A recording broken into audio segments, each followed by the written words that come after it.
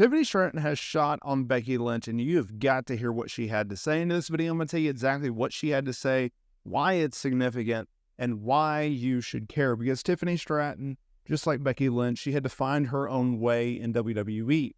Unlike Becky Lynch, though, it was Tiffany Stratton who was pushed to the moon in NXT, while Becky Lynch was kind of pushed aside. Sure, she was part of the Four Horsewomen of WWE, but let's be real, she was the third out of all four. At least she wasn't Bayley at number 4, but she was definitely behind the Charlotte Flairs and Mercedes Monets.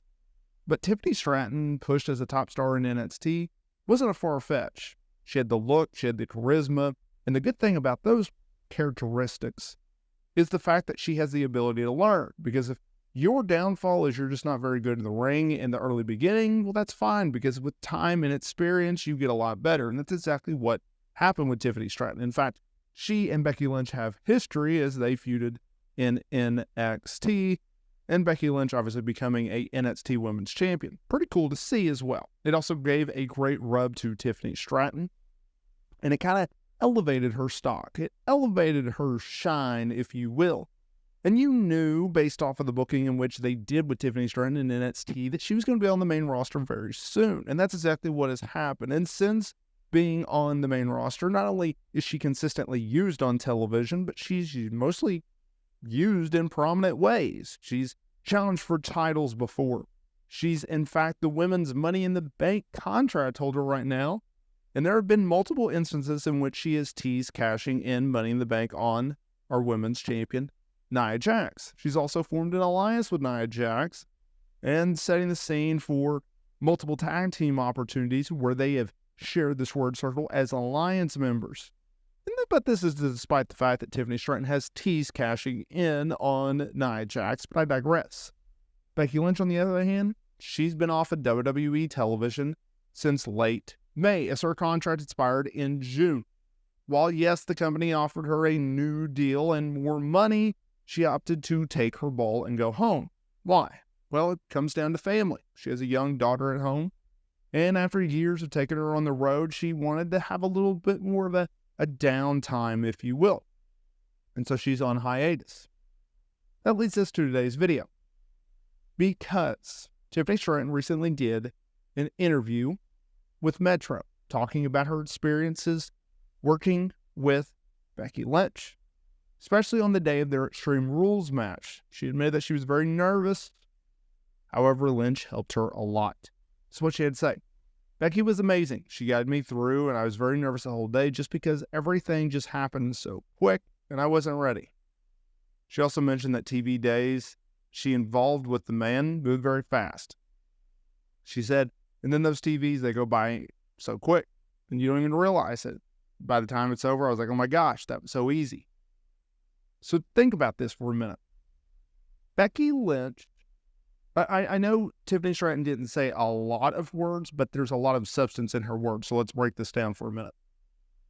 Her saying that Becky Lynch guided her through times in which she was admittedly over her head because everything was moving so fast and everything was so new to her, that's important. There's not a lot of legends, veterans, experienced wrestlers that will go out of their way, take a young talent who's very green, who really doesn't know much of the pro wrestling industry, and say, hey, come with me. I'm going to show you the way. That's what Becky Lynch did. She didn't have to do that, but she did. The fact that Becky Lynch looked out for Tiffany Stratton, I think tells you a lot of who Becky Lynch is. Talking about how she made it easy. That's what veterans do. They take a complicated situation in which they've seen multiple times over and over, but just pointed or presented in a different way. They break it down. They see what the problem is. They see what they got to work with. They got to see the challenges, the pros and cons. And then they deliver. And they deliver in a big way where it draws interest. It draws enough interest for fans to either tune in or buy a ticket. Right? That's what their job is to do. They are salesmen at the end of the day, and they sell the story in which they are presenting through their bodies and through the work of in-ring action. Tiffany Stratton has done this very well as a heel. Sure, we have not seen her as necessarily the greatest babyface in the world, but honestly, she hasn't really been given the opportunity. I think she'll probably be better as a heel than a babyface, similar to Charlotte Flair, but I'm sure we'll eventually get a babyface Tiffany Stratton. Hopefully not anytime soon, though, especially with Nia Jax. Let's address Becky Lynch for a minute. Becky Lynch, she, as I previously mentioned at the top of this video, decided to take her ball and go home. WWE gave her big moments after big moments after big moments, big opportunities with big checks. Think about this. They had her win the Elimination Chamber match, earning the right to challenge Rhea Ripley for the Women's World Championship at WrestleMania 40. She did that. Going into that match, there was a lot of people, including myself, who figured, okay, Rhea Ripley, she's had this title for a year now. It's probably best for Becky Lynch to dethrone her as champion. One, we've seen Rhea as champion for a year. It's time for something different. Two, Becky Lynch has not been a top main roster champion. Let's do something different. Let's get the man back on top. Also, if you're booking it from a WWE standpoint, we're trying to re-sign one of our top stars, one of our biggest draws. Let's give her something other than cash. And no, Jonathan Coachman, it wasn't $2 million a year. It was a whole lot more. But that didn't work. Becky Lynch, she was going to lose. She did lose to Rhea Ripley. She was going to take time off coming out of WrestleMania. WWE was going to go with the Liv Morgan, Rhea Ripley program, only for Rhea to get injured and having to vacate the championship. They needed to do something. Rhea was going to be out for a while. Becky was leaving. You got to make a big start. So what do? They bring in Liv Morgan, who's had a breakout year in 2024. They used Rhea and they used Becky to get Liv over. I personally give Becky a lot more credit than Rhea of getting Liv over, because she had to put her over at the King and Queen PLE, dropping the Women's World Championship to her. And then, oh, by the way, doing the honors yet again 2 nights later on an episode of Monday Night Raw inside of a steel cage.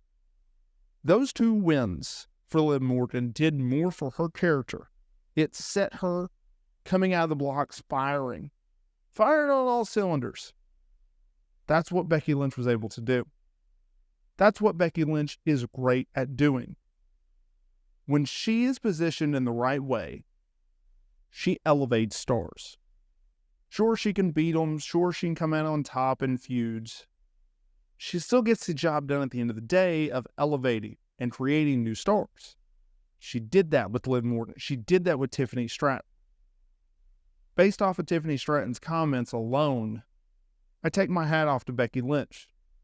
Looking at the bigger picture, not just herself, but the grand scheme of things. What's best for the company? What's best for the fan base? What's best for the talent? It's helping those get over. And she did that with Tiffany Stratton.